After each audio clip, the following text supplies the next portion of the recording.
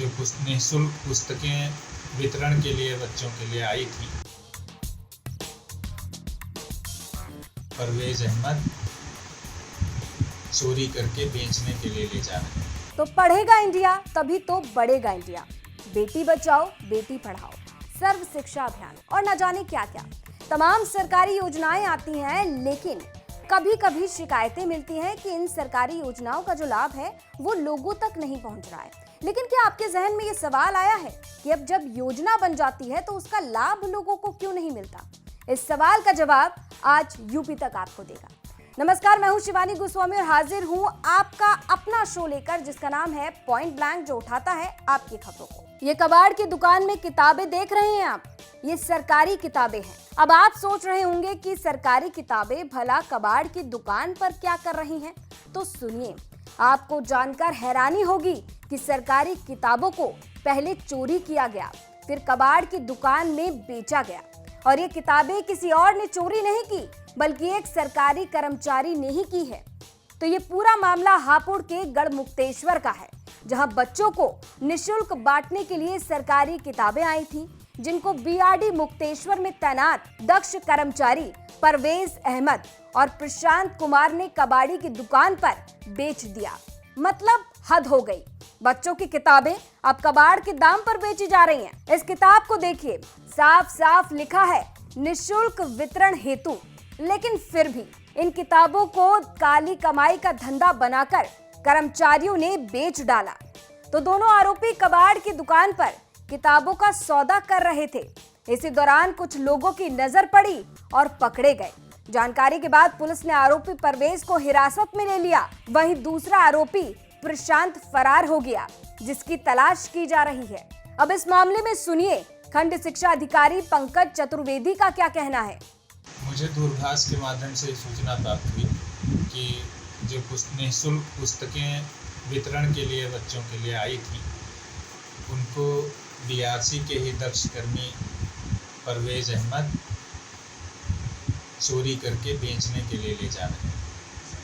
तो इस सूचना के आधार पे वहाँ मौके पे जा कर के देखा गया, ये किताबें पाई गई वहाँ पर, और ये स्पष्ट हुआ कि ये किताबें यहीं की हैं, बीआरसी की हैं। तो किताबों की चोरी करने वाले दोनों आरोपियों के खिलाफ केस दर्ज किया गया है और आगे की कार्रवाई भी की जा रही है। यानी सरकारी योजनाओं को मिट्टी में मिलाने में इन कर्मचारियों ने जरा सी भी कसर नहीं छोड़ी। तभी तो देखिए ना, कैसे लगभग 25 बंडल किताबों को रद्दी के भाव में बेच डाला। लगभग 25 बंडल किताबें।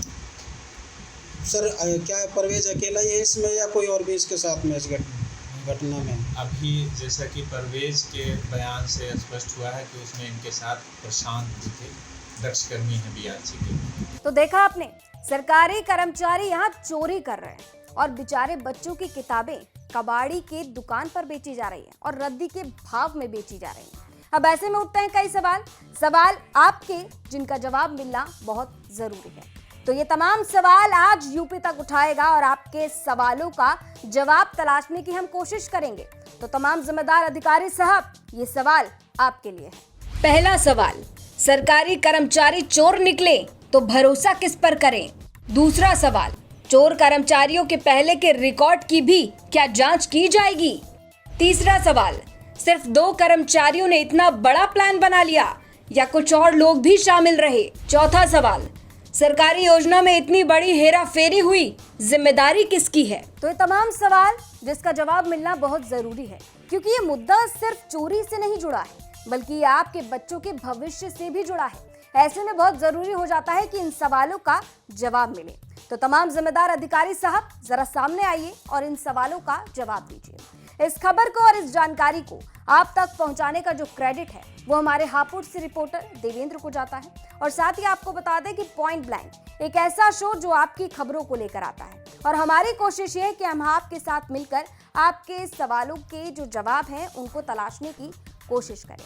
तो यूपी तक ने ये आपके कुछ सवाल उठाए और तमाम जिम्मेदार अधिकारी जो सामने आइए और इन सवालों का जवाब दीजिए। फिलहाल के लिए मेरे साथ इतना ही, लेकिन पॉइंट ब्लैंक दोबारा से आएगा आपकी खबरों को लेकर और आपके सवालों को उठाएगा। नमस्कार।